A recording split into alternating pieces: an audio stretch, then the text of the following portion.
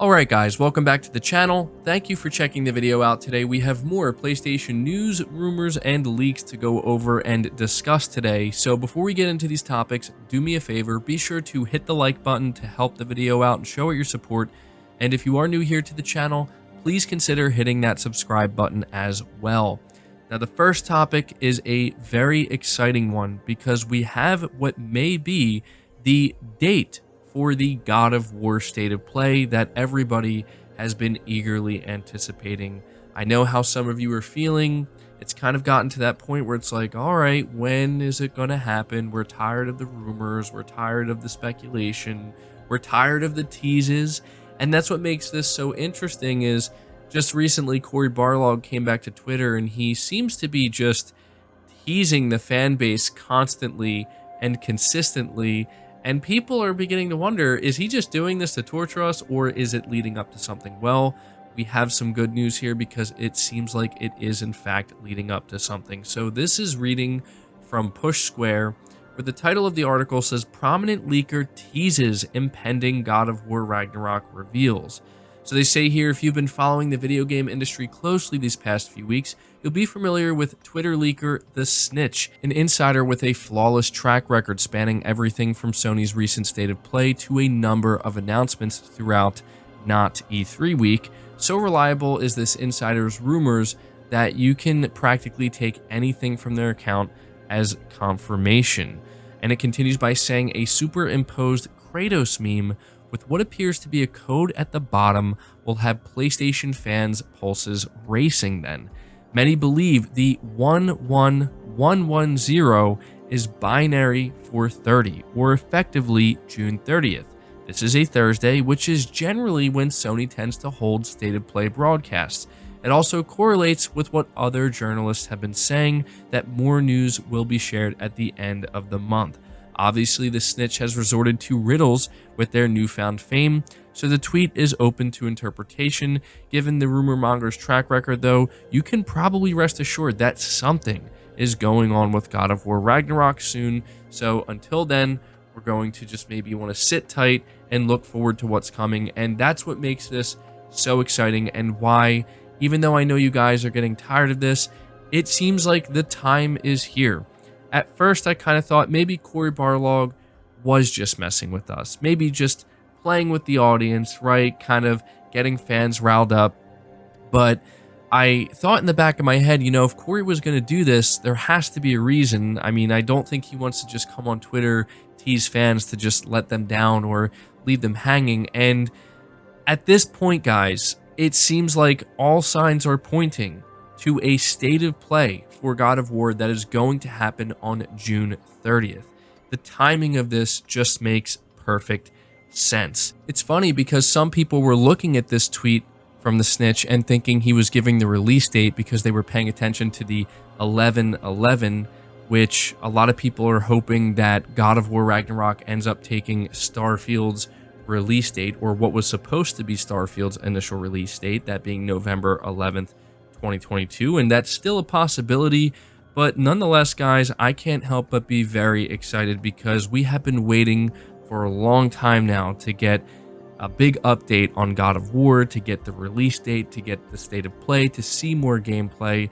And I will say this, if Sony is planning a God of War State of Play for next week, then man, I think we are in for a treat here. I think that we are going to be blown away by what we end up seeing, and I think Sony is effectively going to steal the show for the entirety of June if this is how they plan on ending this month. So obviously, if this is what Sony's planning, we are going to hear about it very soon. In fact, there's a really good possibility that they're going to announce this on Monday or Tuesday, so you're going to want to keep an eye out for that. But there we go, guys. You can make of it what you will. Let me know your thoughts about this down in the comments below. We're moving on to the next set of topics, though, which talk about PlayStation Plus Extra and Premium. Reading here from Push Square once again, it says, Sony exceeds PlayStation Plus promise with over 800 games across new tiers. The full list of PS Plus games is a truly eye-popping sight. Sony has promised over 700 titles with the new PS Plus Extra and PS Plus Premium tiers, but according to our calculations, it's actually exceeded 800. In fact, the exact number is 802 games. Although this does include some regional exclusives, so your mileage may vary depending on where you live, this number does not include the latest PlayStation Plus Essential monthly games, however, nor the PS Plus collection or time-limited trials. Now, obviously, there's going to be much debate about how many of the games are actually worth playing, but there's no doubt that Sony has seriously outperformed its pledge with this initial selection. Impressive. And I just wanted to highlight this briefly because, leading up to PlayStation Plus Extra and Premium, there were some things going on that made it seem like maybe Sony was going to underdeliver, or if they weren't going to underdeliver, at the very least, it was going to be underwhelming. But from what I'm hearing from a lot of people, they're really enjoying PlayStation Plus Extra and Premium. And a lot of PlayStation fans, I feel like their expectations have, either been met or Sony exceeded this. And I think that Push Square highlighting just how many games the service is offering, it does go to show that Sony is taking it seriously and they are attempting to offer the best value that they can. And overall, it just seems like PlayStation Plus Extra and Premium is off to a great start, and I think it's a big success right now. So we'll have to, keep following this and see how it grows. But we also have some other good news regarding PS Plus Extra, or specifically PS Plus Premium, I should say. It says here Sony will roll out superior 60Hz NTSC options for the majority of PS Plus classics, and this comes from the official PlayStation Europe Twitter account, where they say we are planning to roll out NTSC options for a majority of classic games offered on the PlayStation Plus Premium and Deluxe plan in Asia, Europe, Middle East, India, South Africa, Australia, and New Zealand regions. More PlayStation Plus info, and obviously they link that here. But this is a pretty big deal because, as we talked about, a lot of fans were happy to see that, at least in the US, these games are getting these 60Hz versions, not the 50Hz PAL versions. But now Sony is confirming that this is something they're pretty much planning on rolling out across the board. So basically what it seems like is PS Plus Premium is getting a significant upgrade across the board. And I think that that is very good news for anybody who was worried about that.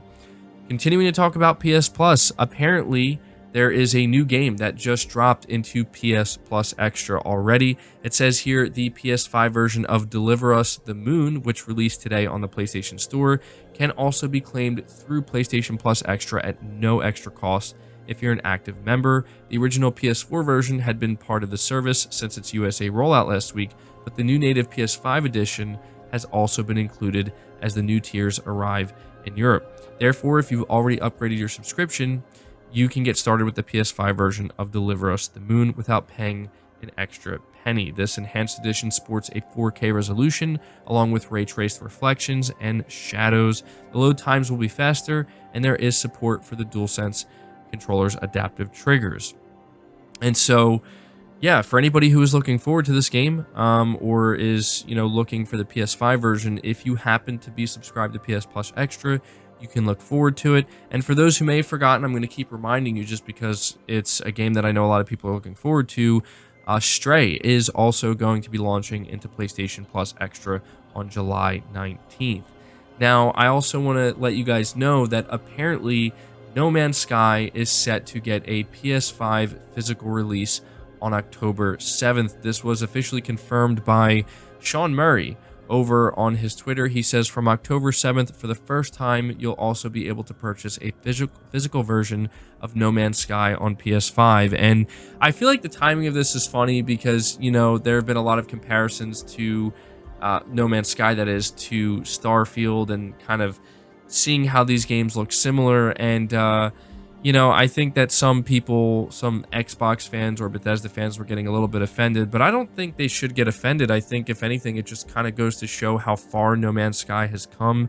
I've heard nothing but great things about this game. I mean, everybody knows what happened at the launch of this title, but I mean, you want to talk about a big comeback. I heard that the game is in a great state right now. And so if you are a PS5 owner, if you're a fan of this game and if you are a physical collector, this is something you can look forward to. And the final topic I want to make everybody aware of is we now have a release date for A Plague Tale Requiem. And this is a game that I know a lot of PlayStation fans are looking forward to. It was a game that was also featured during the Xbox Bethesda showcase, and because of that, it had a lot of Xbox marketing around it, and some people may have thought that it was an exclusive or a timed exclusive. Can't really blame anybody for thinking that. This game is a multi-platform title, and it will be releasing on PS5 on October 18th, 2022. So October is beginning to look pretty packed. In fact, this holiday season, if all the games that are set to be released this holiday, don't get delayed and they land on these dates, it's looking pretty packed. So yeah, this is a game that I'm looking forward to. I've heard nothing but great things about the first game, and I'm actually really impressed with what I'm seeing of the sequel. It seems like they really kind of put a lot more into production value into this game, into the sequel. And so let me know if this is a game you're looking forward to. But that's going to do it for this video, guys. I hope you did enjoy it. I hope you did find it informative. If you did, be sure to leave it a like, and make sure you leave all your thoughts down in the comments below. I'll be interested to see what you have to say. Subscribe to the channel if you're new, hit the bell notification icon, and feel free to share this video out on top of all that. But until next time, guys, take care.